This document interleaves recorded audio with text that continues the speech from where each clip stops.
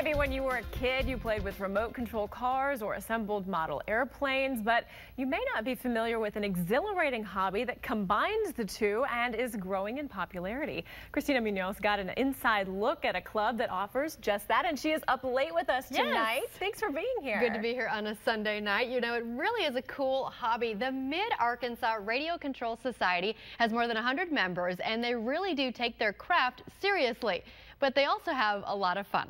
Take a look. I feel the need for speed. Ow!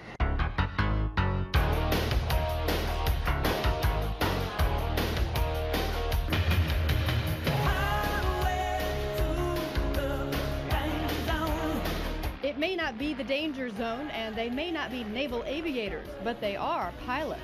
I think aviation's been in my blood since I was little. Did some full-scale flying. I think my 16th birthday, got a flight lesson, and couldn't afford to stick with that all my life, but I got into this and have been heavily addicted ever since.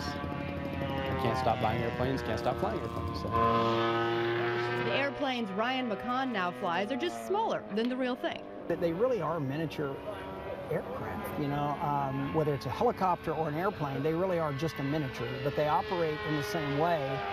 You just fly them a little bit differently. Instead of, you know, seat of the pants and stick and rudder, it's hand-eye coordination and depth perception and that sort of thing. The Mid-Arkansas Radio Control Society has been around since the 60s. It was once considered a retired man's hobby, but has recently seen a surge in interest from the younger generation. We have members that are as young as 10, 12 years old and as old as 90. The older pilots tend to take pride in the build of the aircraft and good, smooth landings. The younger ones taking the art of flying to a whole new level. They're just fun to fly, and there's always some excitement with these because you really can't master the flight on one of these. There's always some new maneuver if you have the guts to do it. The radio control aviation hobby is growing in popularity, and one man we spoke to is hoping to turn his hobby into a business.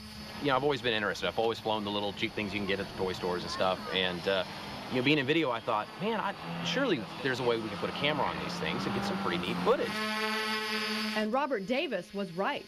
It's interesting because it's an angle of footage that you can't seem to get from a full-scale helicopter and you can't get from the ground. The challenge Davis still faces is the Federal Aviation Administration. The radio control aerial photography business is so new, regulations and policies are not yet in place. We've had a lot of people approach us that are interested in doing it, from production companies to, you know, real estate agents. You know, once the federal government decides what they want to do with it, you know, I think it could be a pretty successful organization. For now, he and his fellow club members are just enjoying the ride.